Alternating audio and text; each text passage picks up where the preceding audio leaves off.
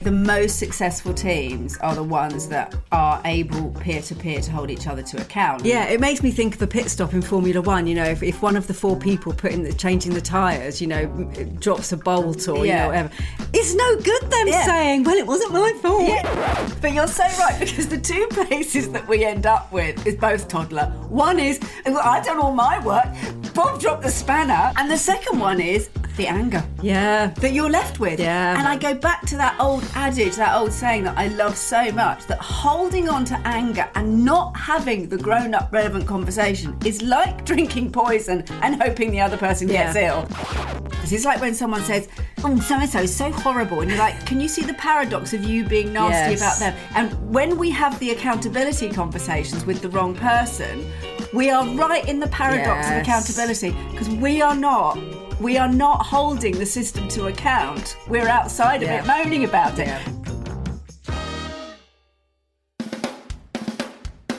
Hello, my name's Philippa Waller. My name is Penelope Waller, and we are two of the directors at 4D Human Being. And welcome to the 4D Human Being podcast. What's it all about, Pen? It's all about your personal and professional relationships. It's about your communication skills, how you lead, how you work and build teams, how you are looking after yourself and your well-being, and how you are much more at choice. What do we mean by that? Well, sometimes we can get a little caught in patterns in life, and we can all be a little bit on our automatic pilot.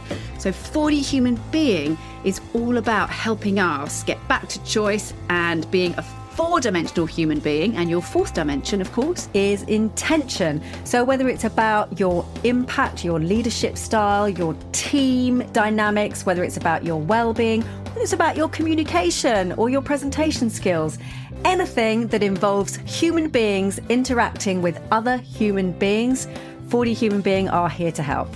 We're going to take a deep dive and look at some tools, insights, theories that are going to help you go from a 3D human doing to a 4D human being, so that you can happen to the world rather than the world simply happening to you.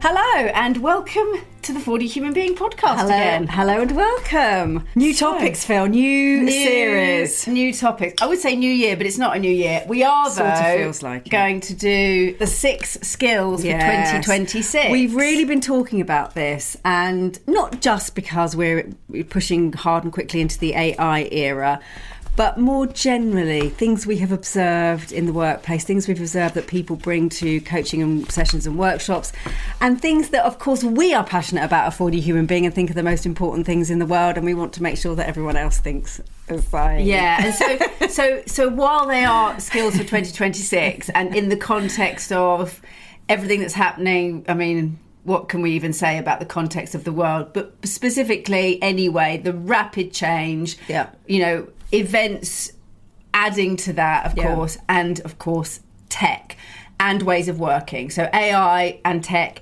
and ways of working, which has shifted obviously since the pandemic. And we pulled all that together. Yeah, because there's lots of people in industry that are speaking to this. And you can grab little bits of information from lots of different business leaders about what they feel they need to see in their business, what's going to be valued, what people early in careers and graduates and people entering the workplace need to think about. And we just thought, we'll make it really easy for you. Let's put the 6 skills for 2026. These are the things that we see from research, from our experience, that these are great things to focus on for now. So name the 6. So then. It's going to be, I think this might be the longest mini series we've ever done. So there's going to be 6 episodes for the 6 skills. So we're going to start today with accountability. This is a big one. I won't go into it, but boy, it's important. That's number 1. Secondly, we're going to be looking at creativity. That does not mean you have to be an amazing artist. We will speak about that. Thirdly, big one. We're speaking to a client about this the other day. Curiosity. Oh my goodness. Personally and professionally. Well, will change your life. Literally change your life. I don't think people are curious enough. No, absolutely. Yep. Fourthly, adaptability. Obviously. Yes, we talk about this a lot. You're going to have to be more adaptable than ever in the world we're in. And, you know, I feel the pain sometimes in that when plans change. Can't we just do what we said we were going to do? No, we can't. The 5th one is visionary. And this is partly about training our brains, but it's also partly about the language that we use. Yeah, so inspiring visionary. kind of what it's going to look like. Yes. And actually, I use the word inspiring because a lot of what we all end up sharing is how awful it's going to be. Exactly. We look at what the worst outcomes. We need a good outcome. We need a good story. It's partly that negative bias, it's partly the lack of language that we use, and of course we will undoubtedly talk about, as the lovely Joe Dispenza says, the best way to predict your future is to create it. So we can talk about think big. how narrative and vision can shape the reality that unfolds. And then the last one, number 6, these are not in order of importance, is relatability. Relationships, people, connection, where we're putting our focus. Yeah, the human skills, which is so valuable now. Yeah. Those are the pieces that have sort of, we can be technically good. We don't have to worry too much about for some people worry about our human connection and communication. And now that's your USP. That's your unique selling exactly. point. And this is both when it comes to tech. Yeah, and this is both going to be about how you personally can be much more intentional and upskill yourself in these 6 areas. It's also how you can bring more of that to the people that perhaps you lead or the people in your team. So just to recap: accountability, creativity, curiosity, adaptability, visionary, and relatability. Great. So we're going to start today with accountability. Now, there's interesting words around this, isn't there? Sort of responsibility, accountability, and they all sometimes feel a bit heavy. They can feel like... They can feel a bit, oh God, I've got to do it. They feel like someone's giving you this sort of massive backpack. All right, I said I'll do it. But actually, the reason that we're talking about it is, and it's interesting because I think it is often confused with blame or punishment or sort of surveillance. Yeah, I'm going to hold you accountable. But actually, it's really important and increasingly important in fluid, remote, adaptable, flexible, sort of hybrid and also networked working structures, because we just don't have the frameworks anymore. Those vertical frameworks that just automatically did that. Boss is watching, team member, my junior needs that. And it's not that those things have gone, it's that the framework has changed because of the fluid way of working. We need to get better at it. Totally. In peer-to-peer. So let's talk about that. And also because perhaps in the past the tasks were much more consistent, perhaps they didn't change as much, so it was very clear to us what we were accountable for, so then we could say, well, I did this and that's what... But of course that's not necessarily the case anymore. So when we talk about accountability, exactly as you said, Phil, it is that much broader sense of accountability. It's being a grown-up. And you know what it's making me think? It was the research... Which we can think, it was the research done, I can't remember if it was Daniel Pink, I can't quite remember, autonomy, mastery and purpose. And these were the things, was it sort of maybe 20 years ago even, maybe a little bit longer, that the research was done. What do the next generations really want in the workplace? And the 3 things that really stood out were autonomy, mastery and purpose. I need to have purpose, connect to meaning. I need to be masterful. I need to have the skills and competence. I need to know that I can do a job. And I want autonomy. Now, on the back of autonomy... has to come. I'm afraid, ladies and gentlemen and everyone else, comes... Or accountability. If you had a little Boston matrix of accountability and autonomy and you had full autonomy with no accountability, I mean, I don't even want to think about what would happen. It's a toddler. Yeah. It's a toddler. Yeah. It's like you said, it's growing up, isn't it? So it's going to be really, really, really useful, because this is both for leaders who need to hold team members and employees to account in a much more, not unstructured, but much more fluid structure and global structure. And also, and that's vertical accountability. And the other one, of course, is horizontal accountability, where we're holding each other to account. Yeah. The last one we're going to talk about at the end, of course, is self-discipline, self-accountability. But I think it can feel difficult in all ways now, whether we're talking about vertical or horizontal, because the trend of leading with authority is really disappearing. It's going. So we need to have kind of skillful ways to hold each other to account that keep us in relationship. So those are some of the challenges with accountability, is it can feel a bit presumptuous, or we can risk relationship, or on the other side of it, we feel sort of punished, or there's a power imbalance. So we need a really, really good way to hold each other to account. And of course, whilst it may feel slightly heavy, and it, we very often hear this word coming up in teams work and in leadership, because it feels difficult to make people accountable, and it can also feel difficult to take accountability ourselves when we don't feel it's fair or whatever it might be. But of course, there are huge advantages to really stepping into accountability, both from the self in terms of your own development, and satisfaction. Yeah, the way you live your life, the as we said before, the autonomy that you feel, the sense of being a grown up in the world, and of course there are, and it also in terms of the success that you will have. Of course, there's also huge advantages in terms of organisations and results as well. I mean, as Lencioni would say in his pyramid of successful teams, accountability is an absolutely massive one, and if you don't have it, it's virtually impossible to get everybody focused on that same goal and aligned towards success. It's such a good point, because like you say, we can sort of shirk that responsibility and say, well, it's not my responsibility to hold other people to account. But as you say, the most successful teams are the ones that are able peer-to-peer to hold each other to account, to agree a shared commitment and to hold each other to it. And if you think about sports teams, nobody on a sports team is seeing Bob having a cup of coffee on the side of the pitch. It's always Bob. Every time, Pen, every time.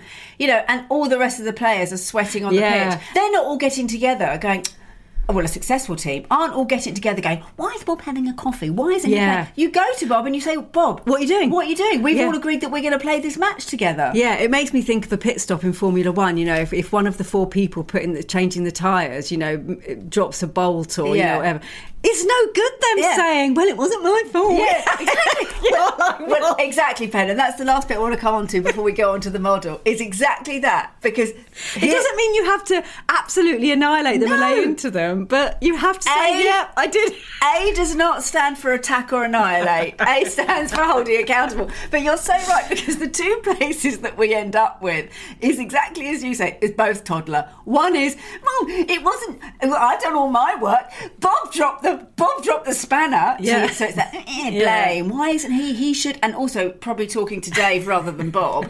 And the second one is the anger. Yeah. That you're left with. Yeah. And I go back to that old adage, that old saying that I love so much, that holding on to anger and not having the grown-up relevant conversation is like drinking poison and hoping the other person gets ill. Yeah. You're living with this frustration and anger. So there's well-being benefits, there's organisational benefits. It's really goes back to your three ways to live. You surrender to it, you get angry at it, or you do something about it. I will just make a note of one thing here, and whilst we're not talking about culture and psychological safety, of course, as an organisation, there's two things to think about.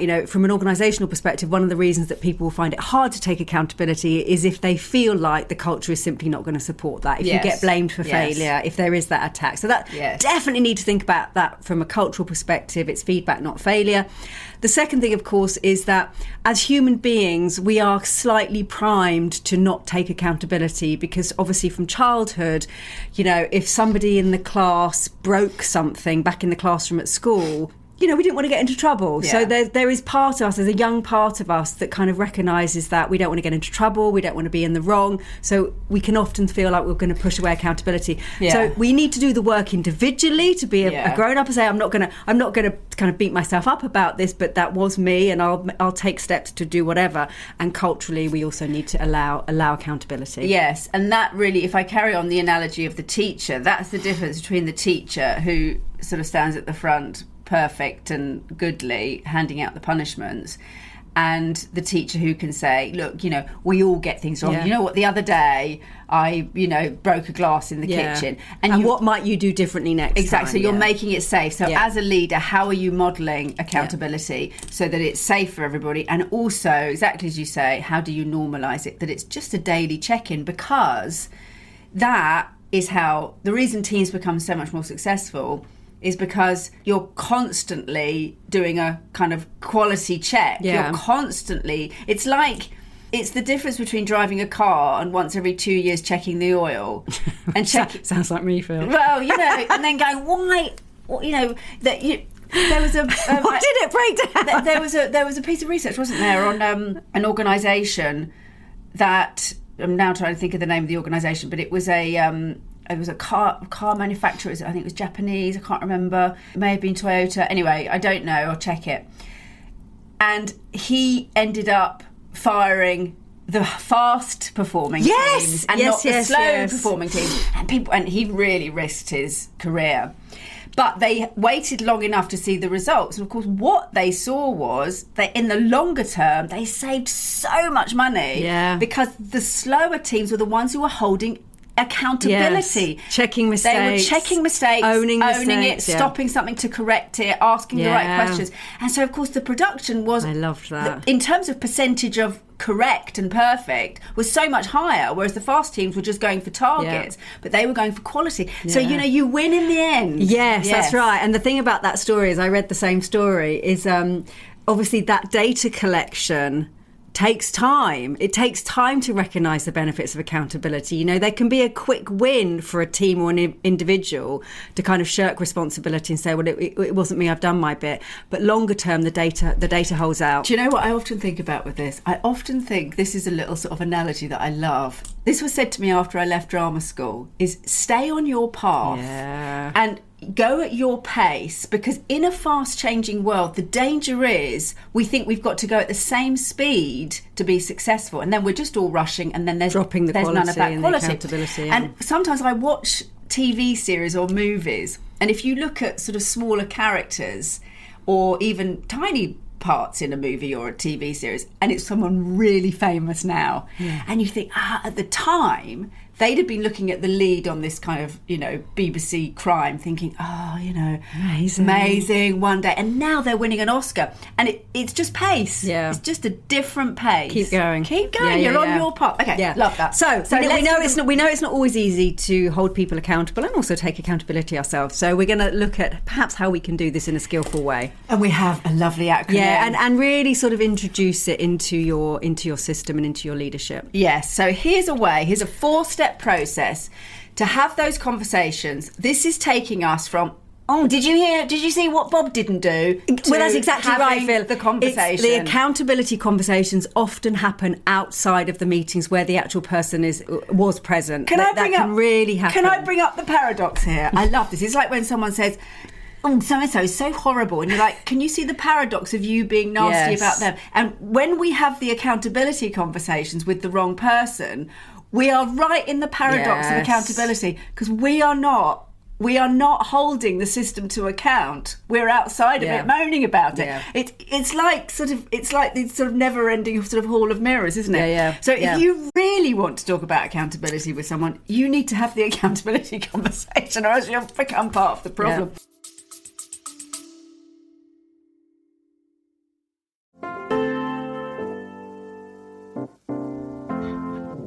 A quick word from us at 4D Human Being. If you're enjoying the show, please do click follow so that you can have the 4D Human Being podcast instantly in your feed. And we'd love it if you liked and reviewed us. Let us know what you think.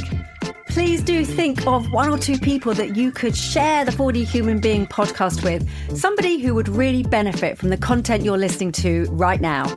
Back to the show.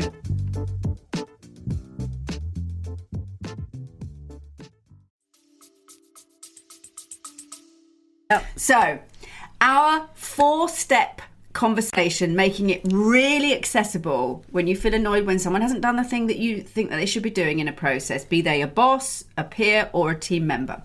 CARE. CARE.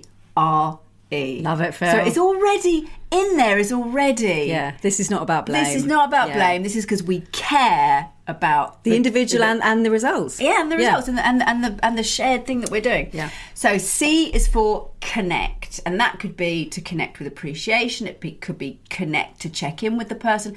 Start with something that connects you as two people. And ideally, what also sits in that word is, ideally, you're not having the accountability conversation with somebody that is the first conversation you've had with them in 6 months. Like ideally, in the workplace, we are consistently connected with our stakeholders so that when we have these conversations, they're going to be easier because we have a level of trust and connection and care. So you're not opening the conversation with, Bob, why didn't you?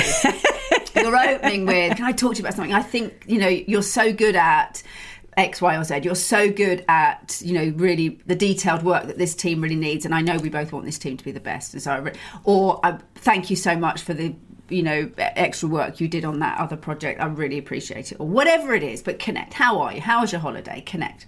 A, affirm the shared commitment. Now, Yes.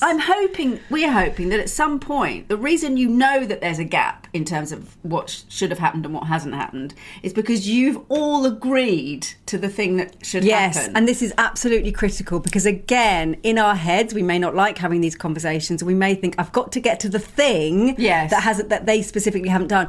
Whereas, of course, we're much better off, exactly as Lencioni would talk about, right at the top of his pyramid in terms of high-performing teams. What is the shared goal? Why is this important for all of us? Yeah. What have we pulling back? agreed Pulling back together? and say exactly that. So, what's the goal? What's the KPI? What's the what did we commit to delivering collectively? So we've got 2 steps here that are absolutely about the we space. Yes. Connect with the other person on some level, and it might be that you both support the same football team, or you both have a similar hobby. Whatever it is, make that connection. The second thing is you're affirming the shared goal that you both have. We both have agreed. I know we're both really excited about hitting this whatever target. So it's 2 steps that are about the we and nothing to do and what's with the really problem. useful about that is, of course, is that we should assume in accountability that we are working towards that shared commitment. And if you have that second stage of the conversation in this CARE acronym, and the other person doesn't agree with you in terms of that shared commitment, then you've got a whole other conversation. Exactly. Exactly. So, we're all agreed that we're building this. Well, I don't care about that. Yeah, or you say, I just want to go back to, we all agreed that we were building this particular, rocket. No, I thought I was building a boat. Exactly. That's a different conversation. Yeah. Exactly. So you really need to check. So we both agreed that, if you remember, Bob, we both agreed that X, Y, and Z. But so we're looking at the big goal. We're also looking at the immediate goal. So, Bob, we both agreed that report would be done by Thursday, if you remember. Yeah. And now we're ready to drill down into the thing that needs to get spoken about. So R is reality. Yeah. What has happened and what hasn't happened? What is the actual reality? First of all, because the other individual may not even be aware of that. Yes. Secondly, because we are talking about observable facts that have or haven't happened. Yes, the reality isn't, Bob, you're an idiot. Yeah, exactly. Bob, everyone thinks you're an idiot and we don't like you. And, can you take a bit more accountability? It's not useful. What are you doing with that? Exactly, what are you doing with that? So what is the reality of what has and hasn't happened? Yeah. Because if you put that on the table, facts, it's very likely that everybody will have to agree. It's not about the motivation behind what was done or wasn't done. Yeah. It's this is what happened or this is what didn't happen. It's very likely you will get agreement on observable facts. Yes. Because there's probably data or observations to back it up. If you're in some kind of post-truth reality where somebody will not agree to a fact in front of you, you're in a different conversation as well. And I want to add into reality. And this is not like you always do this. Like, watch your language on this. It's this reality. Yes. It's not exactly It's not what's in my head about what I think about it. I think that's the important thing. It's the reality that we share out here, not the reality that's in my head. Are we both agreed on the reality? Yeah. Because, this is, you're right, isn't it, with the post-truth? That we end up in this is what my world looks like. Now, of course, there's a truth to that. We all have our lenses on the world, and we can agree that this is a podcast microphone. Yes. We have to. You've got to find some tangible. We can agree on this piece of paper that the sales were down 10% this quarter. And the reason I really like the word reality is it's not just saying the reality is that you didn't get that report in by Thursday. The reality might also be that we had another project come in that was told had to be priority, and that took up a lot of time. So the reality might be I didn't get some information to you. So we're really checking all aspects of the reality so that we can. Again, it's not about blaming. It's about saying, what are the facts on the table that's led to this happening? Your child was sick. It's just naming what happened. And I'm going to double down on your acronym with an alliteration that I would also include in this reality recognition. Yeah. Because reality allows us to recognise what we've done and what the other person has or hasn't done. So it really is about putting the reality on the table so that both of you in that conversation can recognise what's been done, what hasn't been done, whose responsibility was it, and who's taking accountability for it. Exactly. And I think this is so, if we think about think about naming the reality, and in many ways what you're doing is naming the gap between what you expected to happen and what has happened. And if you can put that as a reality in front of you, that gap is no longer filled with all of the things we talked about, Bob's an idiot, or you should have, and why didn't you, and you always, and you never, and you're hopeless. It's simply the gap between events or tasks that did or didn't happen, and that for me feels so much safer. Because if I'm helping you bake a cake, and actually this happened to me on a baking trip with your lovely daughter. No, we went, and because she and I are chatting away, and we missed the section where the eggs had to go in. Oh, that was funny. And the instructor dealt with it so brilliantly, because especially with your daughter being a bit younger, and it was mainly adults there, and it could have been like, oh, embarrassing. She said, she really normalised it and named the gap and the reality that you can't add the eggs in now. It's the gap is the gap. Yes. That is the reality. Yes. So we'll need to go back and start again, and that's fine. But it really was handled in a way of, it's just about eggs were not put in, and now cake can't be completed. Not you weren't listening. You should. And I would really offer on this that I think one of the reasons that if we do manage to have these accountability conversations, one of the reasons that we'll walk away from them and people still won't take accountability for what's happened can often be because the conversation about that gap of performance or expectations was too subjective. And therefore this is the place where people say yes, but really they mean no. So they may disagree with you for a start, and you may have a block, but they may sort of say, oh yeah, okay, but they'll walk away and won't really have taken accountability because it doesn't feel truthful to them. So we really need to get those facts in place so that both people in that conversation can hold the accountability, or whoever needs to. Very good. And then so the last one is E, which I love, which this is so important, because then we feel like, oh, I've had the conversation, brilliant, that's done. But of course it isn't done. So this and this is the word embed, and the reason it's the word embed is for the accountability conversation. We really want to focus on our agreement to continue these conversations, to embed accountability along this process. It's like a yoga class, but it's not a one class and it's done. not a one class and done. No. It's not, I lifted a weight, now I'm a bodybuilder. Exactly. It's learning a language, I learned to say baguette, we're done. It's exactly that. We're coming on to discipline in a minute, but it is that discipline, isn't it? And this is the slight difference between in a feedback conversation where you're then reviewing the task. What we're really focused on here is embedding the holding accountability in this task. Is, of course, we want the actions to happen. Of course we want the actions, and that is going to happen. That probably won't just be us unless we're in a two-person team or organisation. But really it's about, how can we make sure that this continues? How are we going to embed that when we say we're going to do something, we do it? And that goes both ways. And that might be, let's have a quick 5-minute check in and just check everyone's okay every week. And if you think about how quick that is compared to a troubleshoot when something's gone wrong, so how do you embed accountability? Because if you think about that, I mean, it's something that's come up in our system, and Matt said it, and I agree with him. When somebody in our system says they're going to do something, they do it.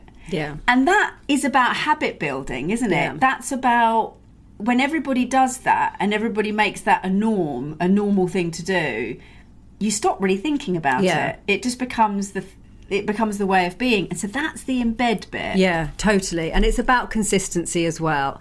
So accountability is very, very difficult when we have a conversation once a year when things have gone sort of catastrophically wrong. Consistency in terms of using language like accountability, having check-ins with the team, what have we and haven't we done, who's going to take responsibility for this. Those kind of conversations, they need to be consistent. Otherwise we're in a culture of it's not normal to talk about and take accountability. Well, and if we just reverse that, you're in a culture where it's perfectly normal to not do the thing that you say you're going to do.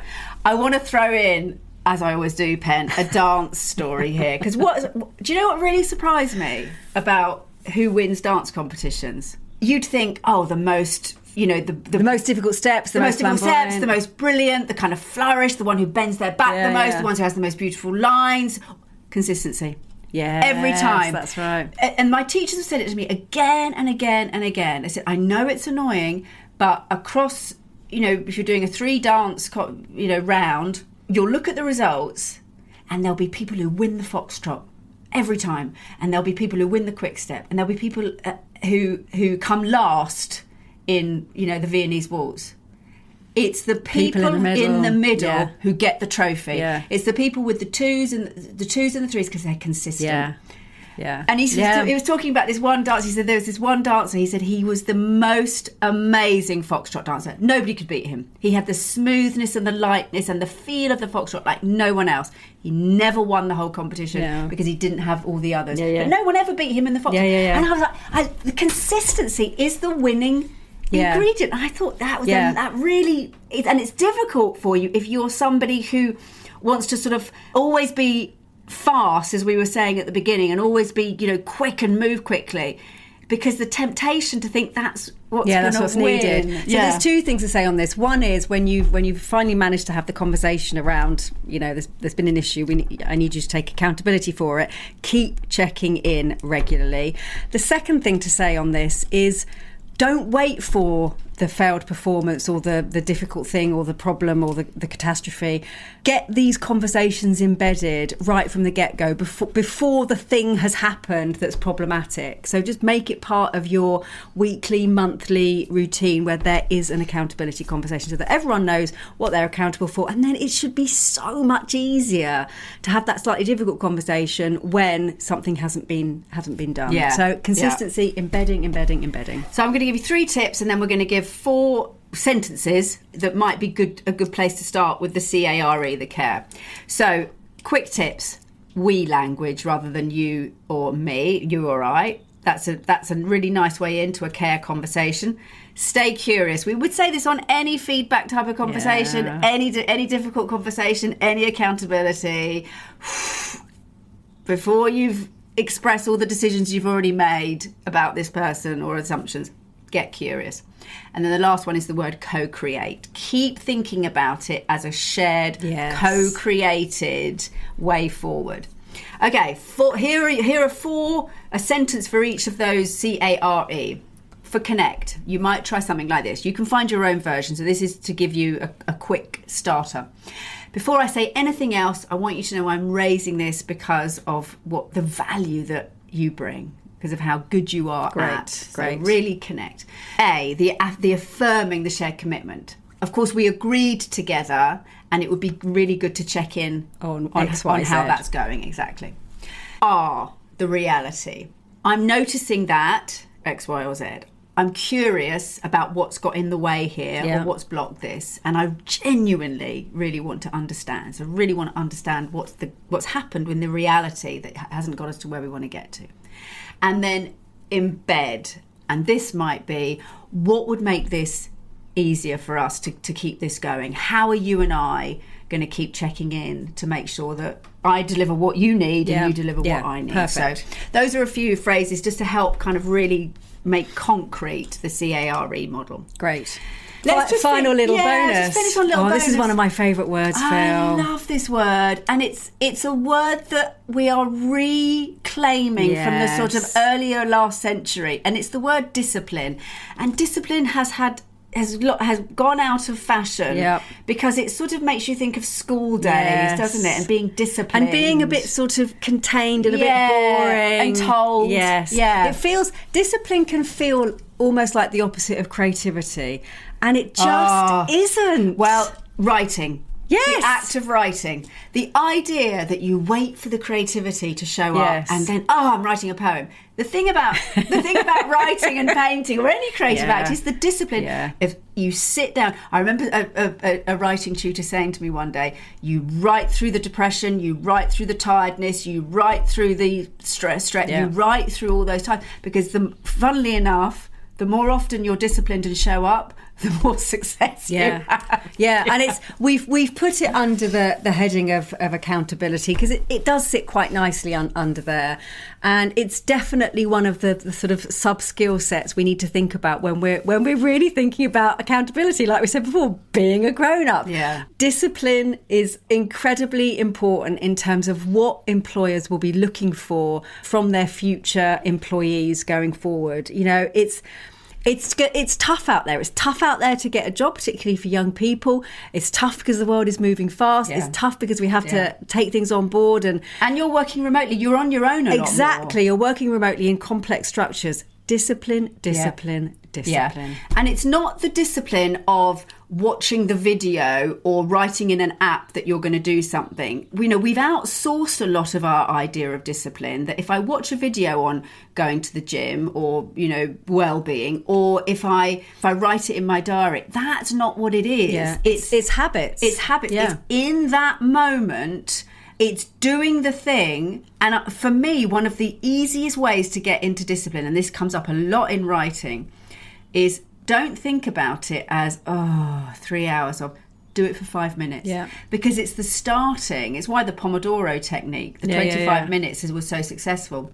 Find a way to move your body and say, I'm going to do 1 minute. I'm going to look at the report. I'm not going to write it. I'm just going to look at it. So finding ways into your own discipline for your own self-accountability is going to be one of the most important skills you develop in the coming year. And I quoted Michelle Balmer the other day in a group, which is, you are practicing who you become in every single moment. And if we think about really wanting to be seen as a responsible, accountable individual, then having the discipline to make choices and habits every single day that leads us to that is going to be absolutely critical. Absolutely. So some very quick tips on that. Practice the one hard thing before the comfort thing rule. So do the hard thing before you do the nice thing, because then you get your reward of the easier thing. Weekly review. You and I do this all the time. Check in with the other person. Tell the other person you're going to do it. I love this. I cannot tell you how much I love this next one. Replace the words I'll try, or I think, or I might, with I will or I won't, because I cannot tell you how many times I hear somebody, even in the coaching, I'll try, and I stop it. I say no, that's not the language. No. And then discipline is not motivation. Don't wait for the feeling of, I want to do this. Discipline is doing it even when you don't feel like it. Even when you don't feel like it, and finding that, drawing that up, and say, even if it's just for a minute. So I tell you what, once you do that, we talk a lot about how moving the body can then get the mind into a different state. So discipline can actually generate motivation. Yes. So just bear in mind, exactly as Philip said, don't wait for the sort of inspiring feelings to come. Yeah. Discipline can generate it. Absolutely. Very good. So that's the first one of our 6 skills for 2026, accountability. Let's rebrand the word accountability to mean that we're active and doing and doing the thing. We're value driven. We're doing the thing that we say we're going to do. And I cannot emphasize enough how much this is connected to being an adult. And whilst, we're not going to bring sort of therapy and sort of deeper psychology into this conversation, for me it's really, really nice to hold on to. Adults hold themselves accountable, and I want to be an adult, Phil. I don't want to. Me too, Pen. Me too. Let me know when that happens.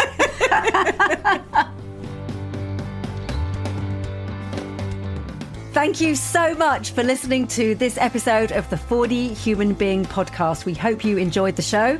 Do take on board some of the insights, tools and tips, because every time that you try something new to get back to choice, you are making a vote for the you that you want to become. And I love that phrase, Pen. I do too. And please do share this episode with somebody that you know would really benefit from the lessons and learnings we've been chatting about today. And of course, if you're interested in more from 4D Human Being, do get in touch. We run workshops, trainings, online, in person, conference events and keynotes. We've got the 4D On Demand platform for your whole organisation. And we do have a free Essentials membership where anybody can sign up for absolutely free to access some of our insights, tools and tips. So do get in touch with us if you'd like to hear more. We cannot wait to hear from you and to carry on the conversation.